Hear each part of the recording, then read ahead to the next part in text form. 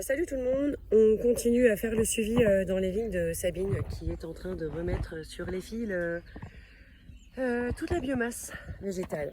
Alors donc je rappelle, on a eu que seulement 4 traitements, le dernier traitement s'est terminé fin mai, donc au mois de juin on n'a pas traité, ni au mois de juillet, on est le 8 juillet 2024 et alors donc il n'y a pas eu non plus d'effeuillement, c'est-à-dire qu'on n'a pas retiré la biomasse végétale qui était en trop. Normalement, c'est une conduite qu'on fait pour justement limiter l'apparition du mildiou.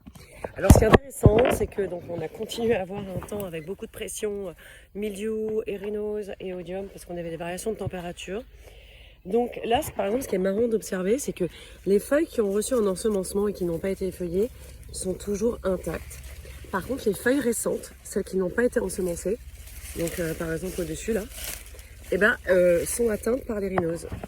Donc là, conclusion, en gros, il aurait fallu faire au moins 5 à 6 traitements pour pouvoir complètement en fait recouvrir les nouvelles feuilles et les nouvelles tiges.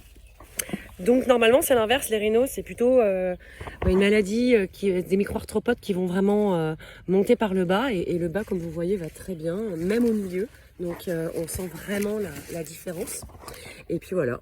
Et puis les jeunes feuilles ont mildiou et rhinose. Donc il y avait le choix entre garder 4 pulvérisations de manière à ce que ça soit très cohérent scientifiquement, donc d'un point de vue méthodologique, ou il y avait le choix d'adapter plutôt la pulvérisation de micro-organismes en fonction de la pression climatique. Mais là, on aurait eu potentiellement un petit biais méthodologique pour valider la méthode. Donc ce type d'observation est hyper important. Donc voilà, donc oui, le haut des vignes est malade, alors que là où les plus anciennes feuilles se portent très bien.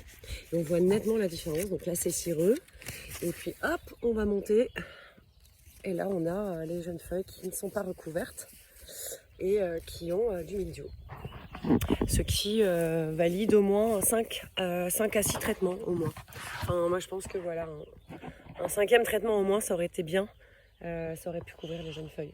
Et bien sur ce, je vais continuer mes prélèvements de terre et puis à tout bientôt. Salut, ciao.